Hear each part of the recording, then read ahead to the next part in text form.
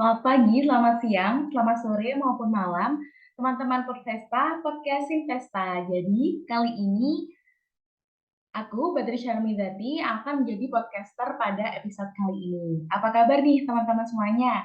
Semoga dalam keadaan baik dan sehat ya. Dan jangan lupa tetap jaga prokes dimanapun dan kapanpun karena udah tahu ya, sekarang lagi muncul lagi nih kasus COVID-nya kayak gitu.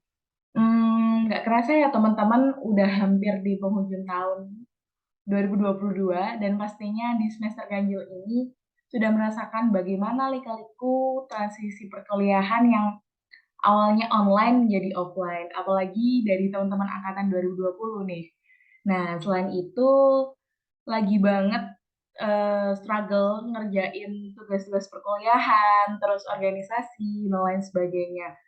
Ada turlap-turlap, terus setiap Sabtu Minggu nggak ada habisnya, proker-proker gitu, apalagi ini paruh akhir tahun ya, itu pasti padet-padetnya kegiatan banget gitu.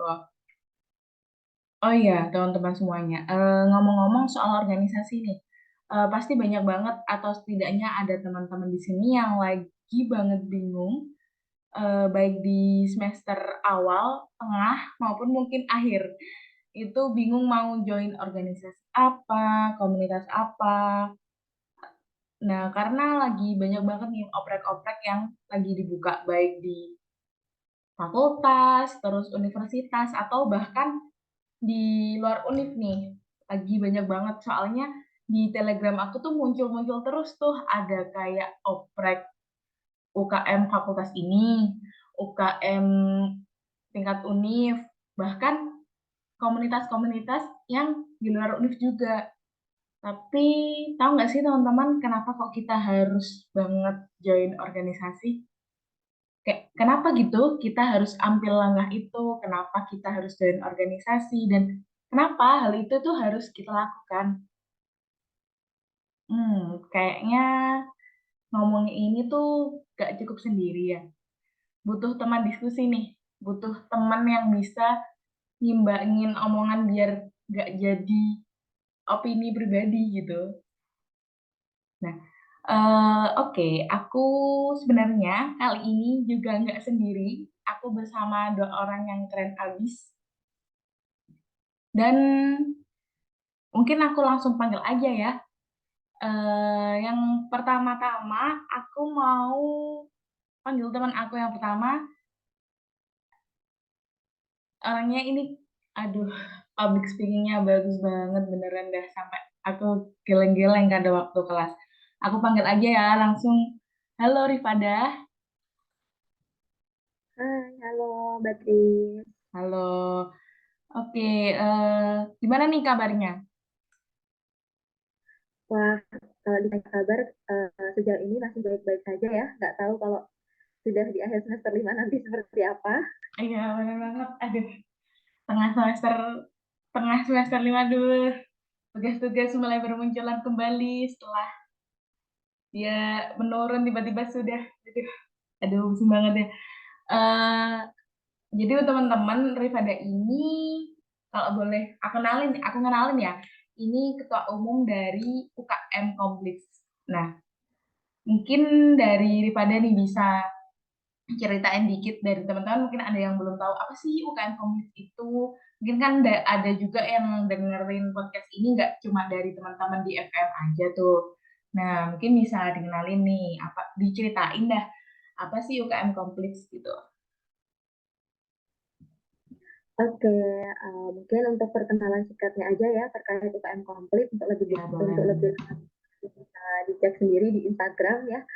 Aduh. Jadi untuk UKM Komplit ini adalah salah satu UKM, unit kegiatan mahasiswa yang ada di FKM UNED, yang pastinya Mhm. dilihat dari singkatannya Komplit ini adalah komunitas mahasiswa yang peduli terhadap HIV/AIDS gitu. Nah, HIV/AIDS ini kenapa kok kita fokusnya ke HIV/AIDS gitu? Karena kan ya seperti yang kita tahu sampai saat ini pun HIV/AIDS belum ditemukan tuh obatnya. Nah, jadi bagaimana peran kita terutama dari mahasiswa untuk sebisa mungkin berkontribusi membantu pemerintah, membantu segala pihak yang terkait itu untuk sama-sama mencegah supaya kasus HIV itu tidak semakin tinggi. Mungkin kurang lebih kayak gitu ya terkait UKM komplit ini. Kegiatannya juga banyak sih ya, penyuluhan, edukasi, dan pelatihan-pelatihan itu juga banyak banget yang bisa kita lakuin di UKM komplit. Mungkin itu ya, Kak Beatrice. Oke, terima kasih pada. Jadi eh, garis besarnya UKM Kompleks ini lebih bergerak ke HIV/AIDS gitu ya. Oke, selanjutnya aku nggak hanya berdua aja sama Rifada, tapi ada satu orang lagi nih, teman-teman listener Podfesta. Dan jangan kaget nih, siapa selanjutnya teman diskusi aku. Oke, aku panggil aja langsung ada Mbak Amelia Mubarika. Halo Mbak Rika. Halo, Mbak Tris. Halo. Aduh, ini Mbak Rika ini Ketua BEM FM UNED loh, teman-teman. Gimana? Udah pada kenal kan pastinya? Gak usah kenal lagi kayaknya Mbak Rika. Dengar dong, nanti ada yang lupa. Oke, sip. Mungkin bisa kenalan sekarang semester berapa, mungkin kenalan lagi semester berapa, terus sibuknya apa selain di BEM, mungkin jadi ketua BEM selain itu bisa kenalan. Oke, baik. Jadi aku Amelia Barika. So far, Alhamdulillah diamanahi menjadi Ketua BMFKM UNES untuk periode 2021-2022. Sekarang semester 8. Di peminatan K3, kesibukannya selain di BEM, tentu saja mengurusi tugas akhir, skripsi, dan kemarin baru saja selesai magang mandiri di Indohun. Seperti itu, Kak Batris. Aduh, lengkap banget. Aduh, sampai aku mendengar kesibukannya tuh kayak, aduh, Mbak Rika ini kok gak selesai-selesai ya sibuknya. Sampai aku di kadang tuh waktu kuliah tuh kayak lihat Mbak Rika ke sana kemari, ya ampun ini kegiatannya banyak banget. Gimana tuh mikirnya? Saya benar-benar pasti habis ini kita bahas nih, gimana sih cara ngatur waktunya kayak gitu. Oke, karena kita sama orang-orang yang penting, khususnya di organisasi ya, khususnya di UKM Ormawa di FKM UNES tercinta ini, pertama-tama yang pengen aku tanyain ke Mbak Rika maupun ke Rifadah tuh, kenapa sih kok milih organisasi itu? Kayak apa alasannya kok milih organisasi itu gitu? Mungkin bisa dari Rifana dulu nih, selaku Ketua Umum Komplits. Kenapa sih kok milihnya Komplits gak yang lainnya gitu? Oke. Aku izin untuk menjawab ya.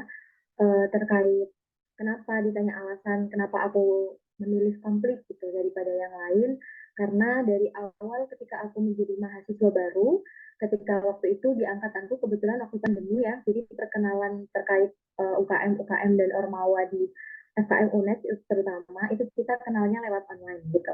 Nah, dari situ aku mempertimbangkan semua UKM-UKM yang aku kenali. Di situ aku salah fokusnya tuh ke UKM komplit salah satunya. Kenapa aku tertariknya ke UKM komplit? Karena dari segi pembawaan kakak-kakaknya, ya Mbak Emasnya itu ketika membawakan perkenalan tentang komplit ini sangat, menurutku sangat cukup luas gitu.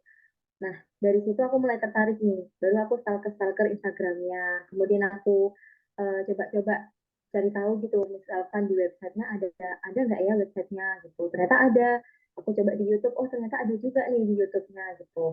Nah, ketika aku lihat bagaimana program kerjanya, terus aku juga lihat bagaimana kegiatan-kegiatannya, aku merasa bahwa semua yang dilakukan di UKM Komplit itu sangat akan menunjang perkuliahanku gitu. Jadi misalkan dari sisi pelatihan-pelatihan yang diadakan itu pastinya kan sangat menunjang entah itu hard skill atau soft skill dari diriku sendiri, dan dari banyak pertimbangan akhirnya aku memutuskan untuk memilih UKM komplit karena aku merasa bahwa komplit ini bisa membantu aku untuk berprogres ke depannya untuk menjadi mahasiswa yang seutuhnya gitu, untuk lebih bisa berkembang, mengembangkan diriku, dan alhamdulillah ekspektasi itu juga akhirnya terwujud dan sampai sekarang akhirnya diamanai alhamdulillahnya untuk menjadi gitu ya untuk alasannya. Kalau diceritakan detailnya bakalan nggak selesai nih kayaknya 2 hari, 3 hari ini kayaknya nggak selesai Waduh. gitu. Jadi kurang lebih gitu dulu ya alasannya. Oke. Saking mengenanya sampai 2 hari 3 hari gak selesai. Berarti ini ya lebih ke apa ya, ngerasa kalau emang di komplit ini bisa banget buat Rifada itu berkembang gitu kan. Apalagi kan kalau di komplit kan emang ini apa lebih yang diunggul-unggulkan atau yang paling dikenalkan itu kan masalah ini ya public speakingnya kayak gitu, dan emang terlihat gitu loh dari Rifada. Aduh, Rifada ini bagus banget public speakingnya. Itu sih kalau dari aku sih lihat sehari-hari jadi temannya Rifada gitu. Oke, thank you jawabannya ya Rifada. Beralih ke narasumber selanjutnya, Mbak Rika. Kenapa nih Mbak Rika kok dulu milih BEM buat jadi organisasi, atau ya setidaknya milih Ormawa yang di FKM itu BEM, kenapa? Oke, baik. Terima kasih Mbak Beatrice. Duh, kalau dengar penjelasan dari Mbak Rifada tadi, ini ya, runtut banget dari awal sampai akhir kenapa. Tapi kalau dari aku pribadi dulu jatuhnya malah kayaknya asik deh. Udah, itu aja yang melatar belakangi akhirnya masuk ke BEM gitu. Nggak ada alasan spesifik dan lain-lain. Cuman dulu di pandanganku, di bayanganku, wah ini anak BEM nih pasti keren nih. Dia pasti bakal punya relasi ini nih. Dia pasti bakal dinotis nih sama dosen, bisa ikut ini itu. Itu yang ngedorong aku buat ikut masuk daftar di BEM. Terus Hmm. kurang lebihnya sama sih pasti. Kenapa alasannya kayak Mbak Rifada selain dari promosi kakak-kakak BEM dulu yang bisa Hmm. ngeraih hati maba, tapi alasan paling utama adalah kayak ini kayaknya bakal asik sih. Itu aja sih dulu dari Tapi beneran coba-coba jadi asik sebenarnya. ya, Pak? Oke, so far masih asik kok. Oke.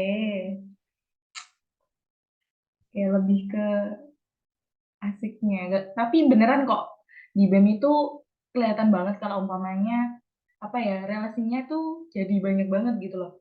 Sebenarnya for your information ya teman-teman listener Podpesta, aku di sini juga anak BEM.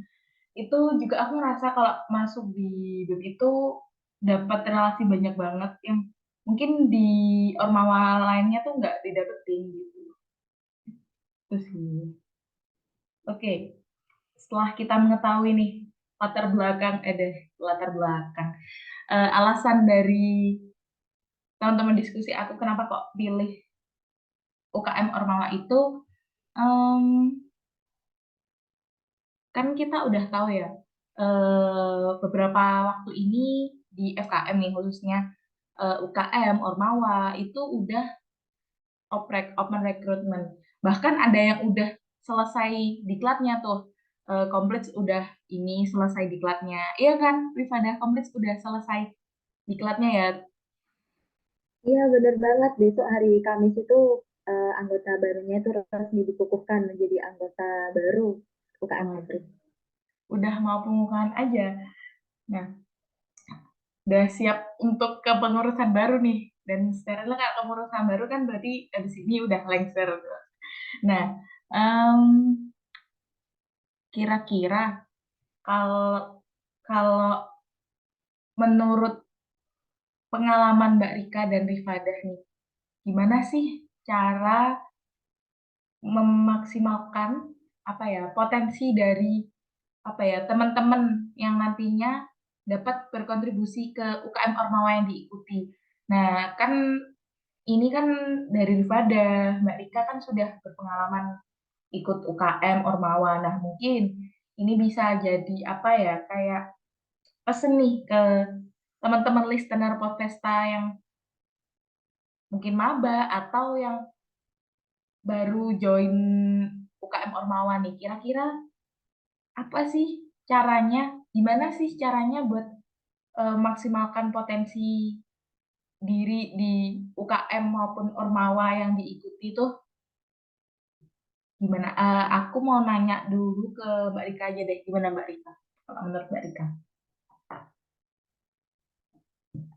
Oke, baik. Tadi pertanyaannya seputar gimana cara kita buat bisa mengoptimalkan diri ya, Iya, ya. buat ada di UKM atau ormawa tersebut. Aku dulu pernah ada ikut kayak materi diklatnya BEM deh, kalau nggak materi kaderisasinya BEM. Pematerinya tuh bilang, kalian itu kalau ada kegiatan semacam ini, silahkan bertanya sebanyak-banyaknya. Karena kalian dengan bertanya, nama kalian dinotis. Dan kalian tuh nggak bakal tahu di momen apa hal itu bakal ngerubah nasib kalian. Nah, dari apa yang disampaikan sama pemateri itu, akhirnya jadi ini, jadi fondasi ya. Nggak, Mm-mm. kita tuh nggak tahu di momen apa kita bakal dinotis orang, di momen apa kita bakal dapat ilmunya, di momen apa kita bakal ngerasain manfaatnya. Jadi so far selama kalian ada di UKM atau Ormawa, ikuti aja alurnya, setiap prosesnya, setiap kegiatannya, dan jangan lupa ambil setiap kesempatan yang ada. Karena kalau kalian udah nyoba nih buat ambil kesempatan itu, siapa tahu itu jadi titik balik kalian ngasih manfaat ke Ormawa, dan itu jadi titik balik juga Ormawa kerasa kayak, ih, ini Ormawa bermanfaat banget ya buat buat aku gitu. Padahal sebelumnya enggak. Jadi ikuti terus alurnya kayak gimana, terus prosesnya kayak gimana. Terus yang sekarang lagi ngetren nih Kak Beatrice, ada yang namanya second brain. Second brain ini Mm-mm. adalah di mana uh, kita manusia punya catatan atau media sebagai tempat kita nuangin banyak hal pengganti otak kita buat ingat sesuatu gitu. Nah, second brain ini anggaplah sebuah buku. Ini teman-teman UKM yang tergabung di UKM Ormawa boleh banget kalau mau punya second brain berupa buku. Ntar catat semua ide kalian tentang UKM Ormawa itu, apa yang mau kalian kasih ke UKM Ormawa, tulis semua di sana. Siapa tahu nanti ada kesempatan buat kalian buat melaksanain apa yang kalian inginkan atau ide-ide gila kalian yang ada di second brain itu. Selama aku menjabat, aku ada satu buku dari awal sampai sekarang yang isinya tuh tentang apa aja yang bisa aku lakuin dan teknisnya kayak gimana. Karena nanti itu bakal ngebantu kita banget buat mengoptimalkan apa yang bisa kita berikan di UKM atau Ormawa itu. Gitu Kak Beatrice. Oke, berarti ini ya, Mbak. Intinya eh, dengan kita nulis apa ide kita, secara tidak langsung kita itu ketika join UKM, ketika join Ormawa, itu jatuhnya kayak nggak ngawang gitu mau ngapain. Ya nggak sih, Mbak? Ketika kalau umpamanya kita udah nulis, udah apa ya, setidaknya kita itu punya apa ya, kalau bahasa sehari-harinya kayak reng-rengan gitu loh. Kita bakal ngelakuin apa ya di UKM Ormawa ini kayak gitu kan.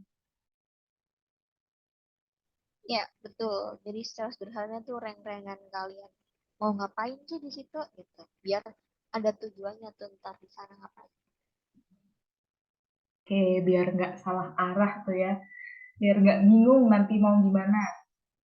Oke, dari Mbak Rika sudah, mungkin aku mau nanya ke Iva dan gimana sih cara maksimalkan potensi yang dimiliki nih biar nanti bisa dapat berkontribusi di UKM maupun Ormawa yang diikuti. Gimana kalau dari Rifada sendiri? Oke, Kak Beatrice.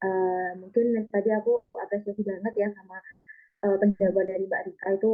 Aku setuju banget sih. Memang kita harus punya rencana apa yang mau kita lakukan, apa yang mau kita kontribusikan di organisasi, baik itu UKM atau Ormawa yang mau kita ikutin. Mungkin aku ini nambahin aja ya, karena kurang lebih pendapatku juga hampir sama dengan Mbak Rika. Pastinya kan gini ya, teman-teman mahasiswa baru ketika masuk ke sebuah UKM, sebuah organisasi Ormawa gitu, pasti eh, langkah-langkah yang pertama kali dilakukan juga kan menyesuaikan dari segi minat dan bakat gitu ya.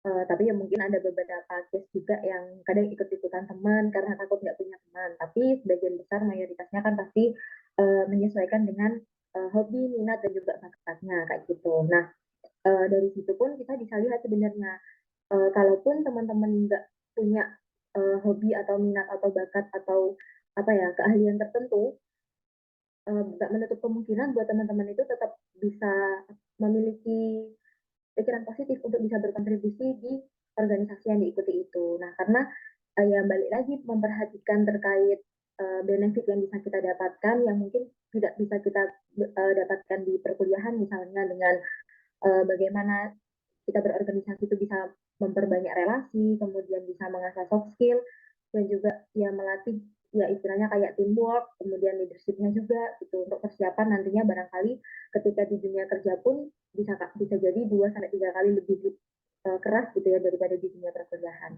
Nah, untuk bisa menggali potensi itu pastinya aku selalu berpesan juga sih sama adik-adik anggota di UKM Komplit bahwasanya ketika kita masuk di suatu organisasi pasti kan mereka punya ekspektasinya sendiri-sendiri ya tentang gimana ya UKM ini gitu. Meskipun mereka nggak tahu dinamika di dalamnya seperti apa, tapi pasti ketika dia mengenal UKM atau Ormawa tersebut, pasti sudah ada ekspektasi yang ada di benaknya. Nah, harapanku untuk semua semua mahasiswa ya mungkin uh, ekspektasi itu tolong untuk diwujudkan dari dirinya sendiri gitu. Jadi jangan menunggu ekspektasi itu diwujudkan oleh orang lain, tapi wujudkan ekspektasi itu dari diri kamu sendiri. Nah, kan tadi benefitnya aku sebutkan salah satunya dengan perkembangan relasinya gitu ya, kalau di organisasi. Nah, kita bisa memanfaatkan nih biasanya tuh kayak misalkan ada istilah kayak sarasehan gitu kan antar UKM satu fakultas lain dengan universitas lain gitu. Nah, kayak gitu tuh kita bisa cari tahu tuh oh di UKM ini atau di Ormawa ini kinerjanya kayak gini nih. Wah, kayaknya bisa tuh diterapin di kita. Nah, itu potensi-potensi yang nantinya itu bisa kita terapkan untuk memajukan organisasi dan juga mengembangkan dirinya sendiri kayak gitu. Jadi mungkin kesimpulannya ya wujudkan ekspektasi yang sudah kalian tanamkan dari awal. Jangan menunggu orang lain yang mewujudkan ekspektasi itu karena yang menjalani juga kita juga yang sama-sama berproses dan jangan sampai istilahnya ketika berada di proses biasanya kalau ikut organisasi itu kan lihatnya kayak tadi Mbak Rika ya, oh ini keren banget nih kakak-kakaknya gitu. Tapi kita nggak tahu tuh proses di dalamnya seperti apa. Nah, kayak gitu tuh ketika kita berada di proses untuk mencapai itu, nah itu jangan sampai menyerah gitu. Ya dilaluin aja prosesnya kayak gitu. Itu pasti bakal bisa apa ya dipahami untuk akhirnya bisa mengembangkan potensi yang dimiliki. Kayak gitu sih mungkin ya. Terima kasih buat jawabannya. Waduh, benar banget kalau umpamanya kita mau join UKM atau Ormawa, setidaknya biar bisa memaksimalkan di awal itu, biar bisa memaksimalkan potensi, setidaknya di awal itu punya alasan yang kuat kenapa kok pengen join di situ pertama. Kedua, kayak yang ya sesuai dengan hobi atau minat bakat kita. Terus juga yang paling bagus nih dari jawabannya Mbak Rifada ini, wujudkan ekspektasi itu, wujudin dengan diri sendiri. Jangan nunggu orang lain buat ngewujudin ekspektasi tersebut. Oke.